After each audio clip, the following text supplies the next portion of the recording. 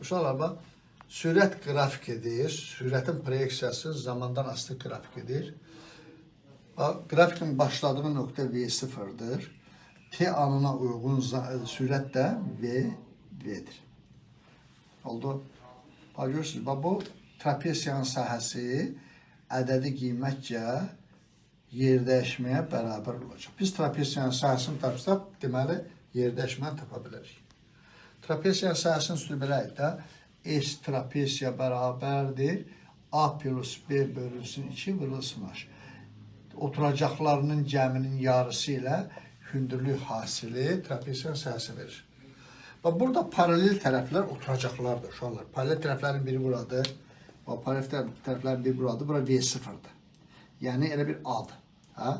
A nəyə bərabərdir? V0'a bərabərdir. Bu, o birisi oturacaqdır. Bura B-dir. B nəyə bərabərdir?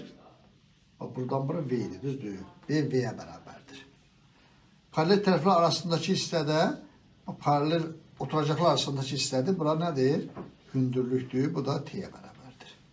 Deməli, biz bu düsturda gətirib yerinə yazsaq, bu trapesiyanın sahəsindən yerinə belə açıq. Deməli, V0 plus V bölünsün 2 vurulsun T. Görürsünüz? Yəni, SX bərabərdir yazaqda. Yer dəyişmən proyeksiyasını bu düsturla hesablaya bilərsiniz.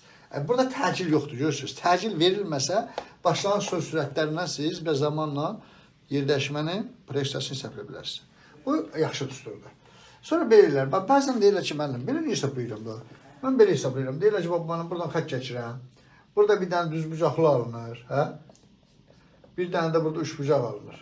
Düzbucaqlının sahəsi oturacağın hündürlük hasisinə bərabər, düzdür. Bunun oturacağı biri V0'dır. Bir də burada nədir? T'dir. Biləcəklər, bax, X bərabərdir. S düzbucaqlının sahəsi plus S üçbucağın sahəsi. Düzbucaqlının sahəsi verir bizə V0 T'ni. Bura V0'dır, burada T'dir. Oldu, eyni uzunluğa vurduk da. Bax, üçbucağın sahəsində iş tapacaq. Bax, uşaqlar, baxın, burada belədir, bax. Bura V'dir. Bura V0'dır. Bura biz nədir? Bax, buradan bura AT'dir. AT'dir. Buradan da bura T'ye bərabər. Görürsünüz. Yazacaq ki, AT vurulsun T bölünsün 2. Yəni, V0T plus AT kvadrat bölünsün 2. Bu da 2-ci düsturdur, uşaqlar.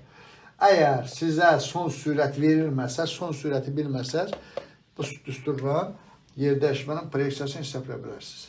Üçüncü düstur nə cür alırıq? Uşaqlar, təcil düsturunu yazırıq. V minus V0 bölünsün T. Buradan T'yi tapıram. T bərabərdir. V minus V0 bölünsün A-ya. Gətirib bunu, T'nin bu qiymətini, bir düsturunda burada yerinə yazıram. Nə alacağım? Mən azaldaq biraz.